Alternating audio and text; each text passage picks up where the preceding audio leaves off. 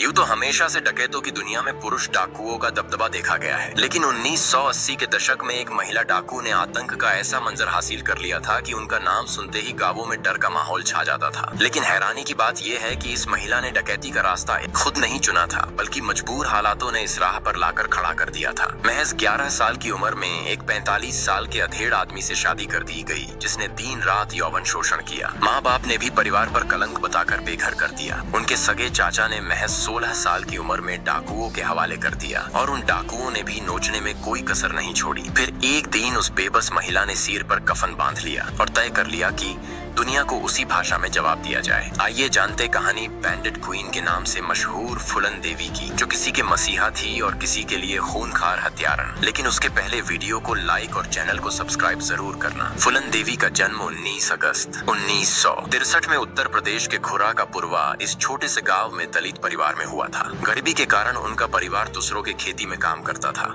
अब तक तो ठीक चल रहा था, लेकिन जब दादा का निधन हो गया तब जो थोड़ी बहुत जमीन थी वो खुद के चाचा ने जबरदस्ती से हासिल कर ली। लेकिन 10 साल की फुलन अपने चाचा के सामने डटकर खड़ी रही जब तक उसे मारा पिटा ना गया। बात बढ़ती देख पिता ने 11 साल की फुलन देवी की शादी 45 साल के बुत्तीलाल से कर दी। बुत्तीलाल फुलन देवी के साथ ऐसा व्यवहार करता जैसे कोई बाजार से चीज खरीद कर लाई हो। बुत्तीलाल फुलन देवी को बहुत मारता पिटता और जबरदस्ती से यौवन शोषण करता। एक दिन परेशान होकर फुलन देवी मायके भाग आती है, लेकिन पति का ससुराल छोड़कर मायके रहना गांव वालों को खटकने लग गया और लोग बदनामी करने लगे। परिवार के नाम पर कलंक है कहकर घर वालों ने भी गांव छोड़ने के लिए कहा। लेकिन उसी वक्त गांव वालों ने फुलन को झूठी केस में फंसाकर 1 महीने की जेल करा दी। वहां पर भी पुलिस ने फुलन के साथ बहुत बुरा व्यवहार किया। जेल से छूटने के बाद फुलन फिर से मायके आ गई, लेकिन फुलन से छुटकारा पाने के लिए चाचा ने फुलन देवी को डकैतों के हवाले कर दिया। अब फुलन खूनकार डकैतों के साथ थी और उस गैंग का मुखिया था बाबू गुज्जर, जो फुलन देवी के रूप पर मोहित होकर फुलन के साथ गुलामों की तरह पेश आता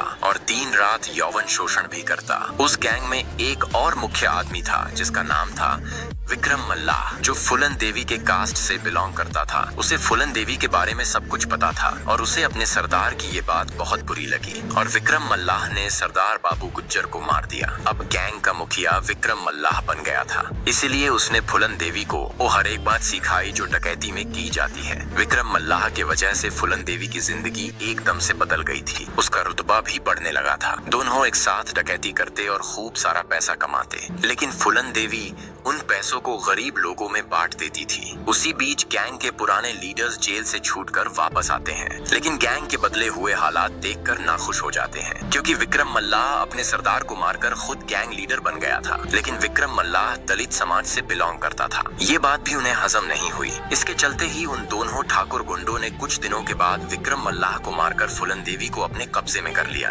उसके बाद फुलन देवी को एक बंद कमरे में रखा गया, जहाँ पर फुलन देवी का हर दिन यौवन शोषण किया जाता था और एक दिन तो उसे पूरे गांव वालों के सामने वस्त्रहीन भी किया गया। लेकिन कुछ दिनों बाद विक्रम मल्लाह के एक साथी मानसिंह मल्लाह ने फुलन देवी को वहां से छुड़ा लिया। उसके बाद फुलन देवी ने मानसिंह मल्लाह के साथ खुद का गैंग बना लिया। धीरे धीरे ये गैंग भी बहुत मजबूत होने लगी थी और फिर से फुलन देवी का दबदबा कायम हो गया था। बात थी 14 फरवरी 1981 की, जब फुलन देवी को खबर मिलती है कि वो दोनों ठाकुर एक शादी में आने वाले हैं। तब फुलन देवी उस शादी में जाकर तबाही मचा देती है और हर आदमी से एक ही सवाल पूछती है कि ठाकुर कहाँ है। लेकिन जवाब न मिलने पर फुलन देवी लोगों को एक लाइन में खड़ा होने के लिए कहती है। डरकर 20 लोग एक लाइन में खड़े हो जाते हैं, लेकिन गुस्से में आकर फुलन देवी उन 20 लोगों को बंदूक में मार देती है। इस घटना के बाद पूरे उत्तर प्रदेश में सिर्फ फुलन देवी का ही नाम गूंज रहा था और लोग उन्हें बैंडिट क्वीन के नाम से भी जानने लग गए थे। फुलन देवी के इस कारनामे के बाद पूरे देश में फुलन देवी की गिरफ्तारी चर्चा बढ़ने लगी थी। उसके बाद फुलन देवी को यूपी सरकार ने बहुत बार खोजने की कोशिश की, लेकिन फुलन देवी हाथ नहीं लगी। उसके बाद ये काम एसपी राजेंद्र चतुर्वेदी को सौंपा गया, जिन्होंने अन्य गैंग से फुलन देवी को पता निकाला और फुलन देवी के अड्डे पर जाकर उन्हें सरेंडर होने के लिए कहा। पहले तो फुलन देवी मना कर देती है, लेकिन तबीयत ठीक न होने के कारण और भागते भागते थक जाने के कारण फुलन देवी सरेंडर के लिए राजी हो जाती है। लेकिन कुछ शर्तों के साथ ये तय होता है, जैसे कि परिवार को जमीन देना,